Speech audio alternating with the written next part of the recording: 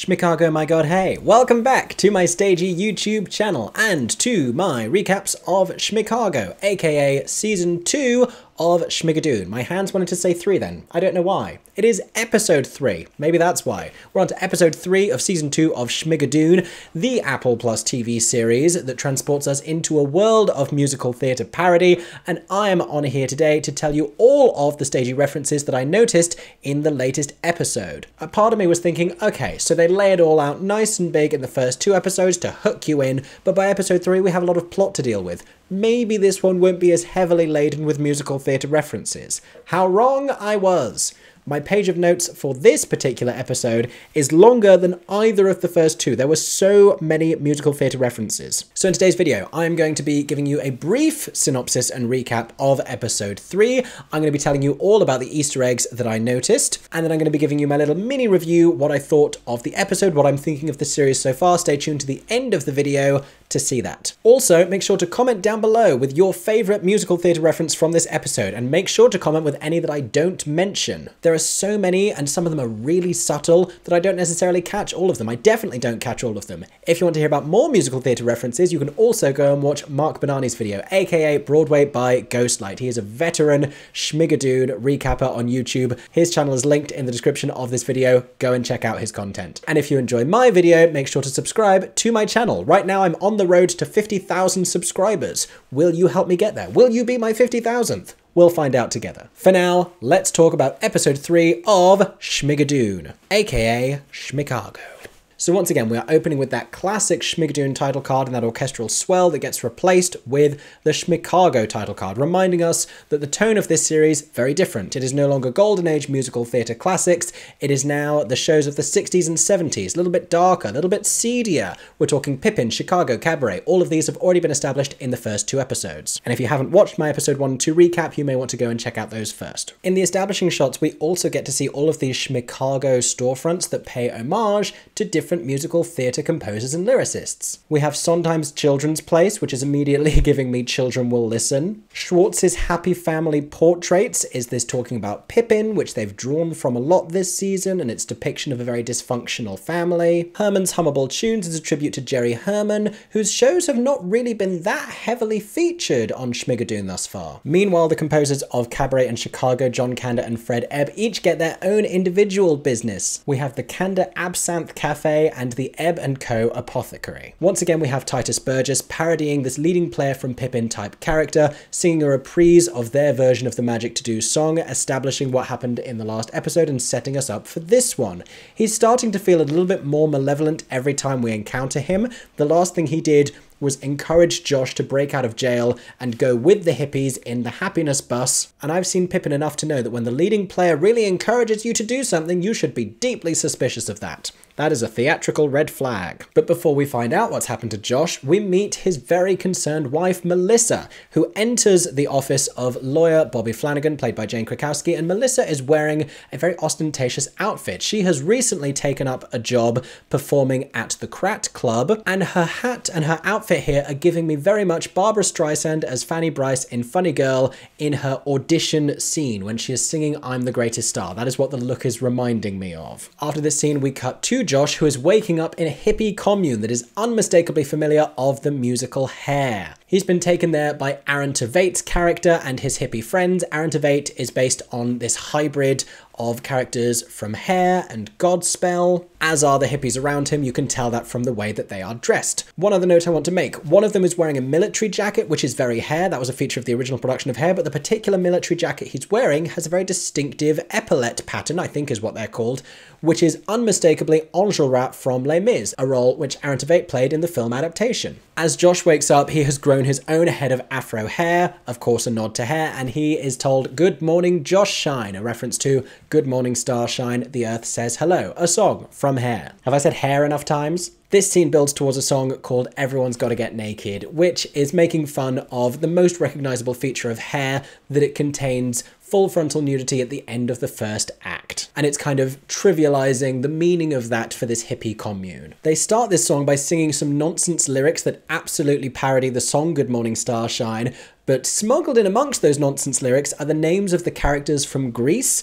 They sing Rizzo Cha Cha Doody, and they sing Zuko and Kaniki. Listen out, those lyrics are in there. They also sing about paying tribute to the Tribulation. I like to think that this is a nod to the season 1 Schmigadoon song Tribulation that Kristen Chenoweth sings, which is a big send-up of The Music Man, but a very impressive number that was shot in one continuous take. Also, before I forget, right before they started the song, Aaron Tveit said that it was a celebration of being alive, a song from Company. We've had a few sneaker references to Stephen Sondheim's Company in the show so far, and this again is a role that Aaron Tveit has played. He's played Bobby in a production of Company. One more Easter egg before we leave the scene, which is the visuals of this number and the way it's shot is so familiar of the cinematography of the film adaptation of Hair. We then cut back to Melissa, who at the end of the last episode found a clue about the murder of Elsie Vale. She found an address in Quick Street, which I theorized was meant to be emulating both Fleet Street from Sweeney Todd, quick and fleeting being synonymous, as well as Easy Street from Annie, the idea of something being quick being easy. I think this is going to be a hybrid of the two, because since we met Kristen Chenoweth's character, I've been convinced that she is not only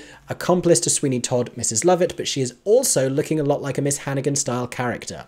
And as soon as this scene begins, I am vindicated, because I've been saying this since episode 1, and she is absolutely a Miss Hannigan, but she's also a Mrs. Lovett style Miss Hannigan, because she sings a song called The Worst Brats in Town, about how the kids are awful, but it's also a parody of The Worst Pies in London. It is so Sondheim. It has all those beats like the bam ba da da bam ba ba da da bam. So Kristen's character is called Miss Codwell. She has an orphanage, and she is clearly holding a torch for the butcher, Dooley Blight, who is our Sweeney Todd parody. Rather than being a barber with an accomplice who bakes people into pies, he's just going straight for the meat. And he is played by Alan Cumming. It could not be further from his season 1 character, the very kind-hearted and gentle Mayor Aloysius Menlove. For most of Schmigadoon, the characters of Melissa and Josh, who have arrived from the outside world, don't really take on musical theatre characters of their own, but in this scenario, when she's meeting Kristen Chenoweth's Miss Hannigan parody, she starts to look and feel a lot like the Grace Farrell of this situation. Even though she says she's not actually looking to adopt a child, she is briefly fulfilling that role. When we cut back to Josh and the hippie tribe, they're still giving you Hair references, but it's also starting to feel more and more like the musical Godspell. In fact, they perform a parable, which is something straight out of Godspell. But now it is finally time to meet Alan Cumming's Dooley Blight, and can I just say, Alan Cumming does a great job with this role, enough to convince me that he should play Sweeney Todd in a fully staged production of the show. He's dramatic and brooding, but also heavily sympathetic. Immediately upon meeting him, he reprises the song that Kristen Chenoweth's character has just sang, but instead of it being about the worst brats in town, it's about the worst brots in town. Now, with the mid-Atlantic accents that are going on, these sound very similar, so it sounds like a direct reprise. It's a very clever duality of wordplay here, and it's also something that's very Sweeney Todd, to have Sweeney and Mrs. Lovett sharing a song, but them being about completely different things. We see that in Sweeney Todd songs like God That's Good, where they're both singing about their joy. She's singing about the success of her business. He's singing about this amazing new contraption chair that's going to help him kill people. We find out in the dialogue that follows that Dove Cameron's character,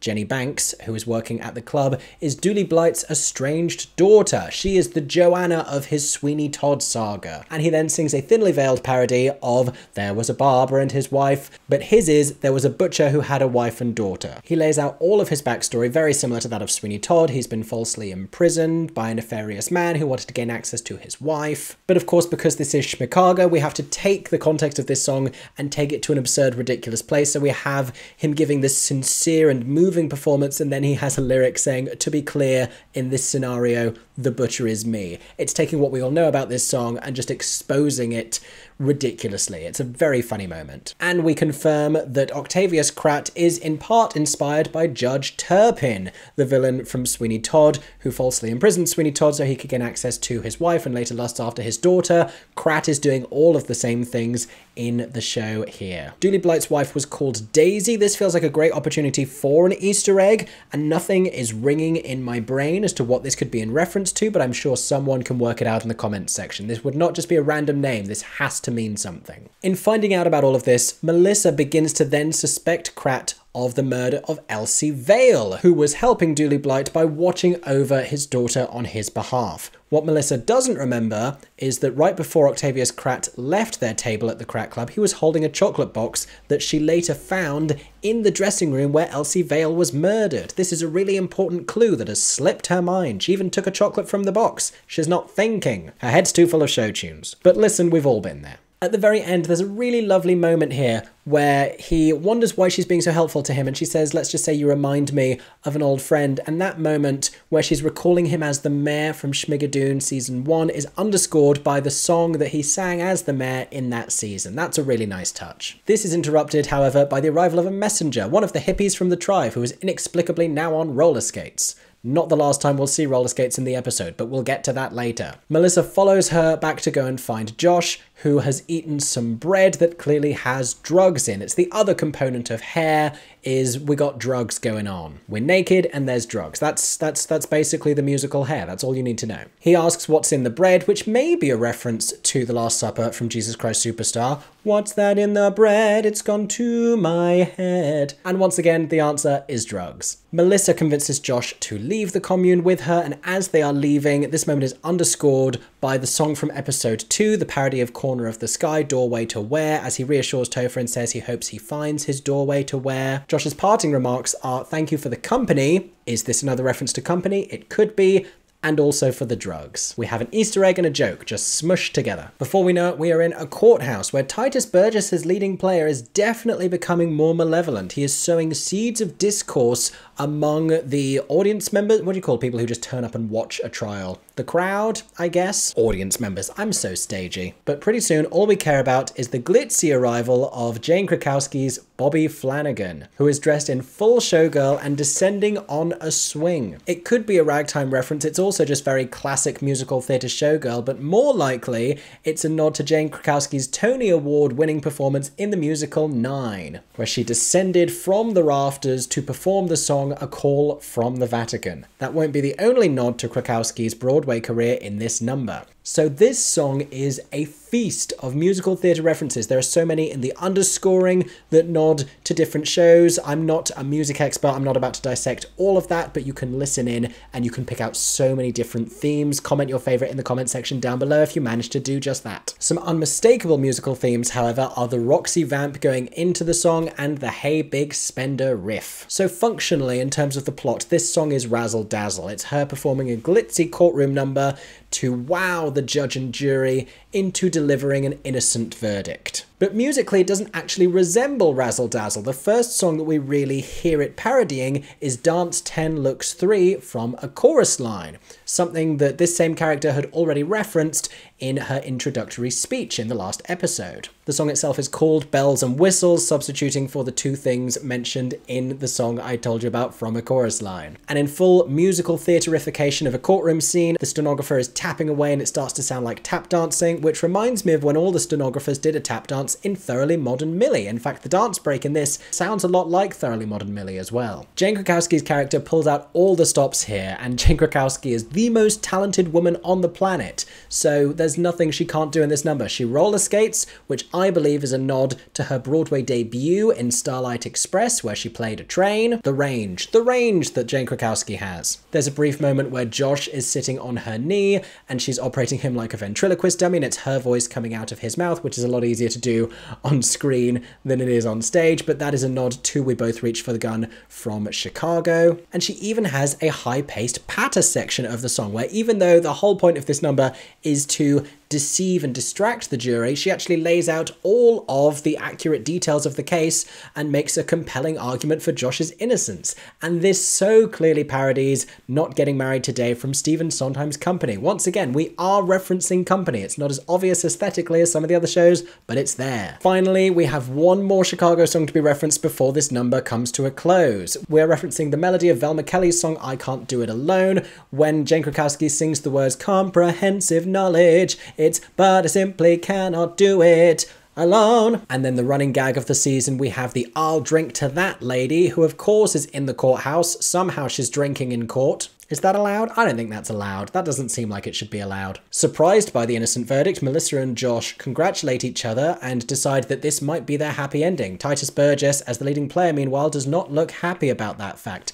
And we cut back to Octavius Kratt for the episode's epilogue. So Patrick Page here is reading a newspaper. On the back of this newspaper, we have one more composer-themed business. We have Stein & Sons. This is a whiskey company in Chicago, but in the real world, Julie Stein, the composer behind Gypsy. Patrick Page then sings a song called Two Birds with One Stone, featuring his iconic Patrick Page Low Range, and it's giving us Jesus Christ Superstar villain moments. We have not had much Andrew Lloyd Webber yet in this series, even though this is beginning to be the era of Andrew Lloyd Webber musicals.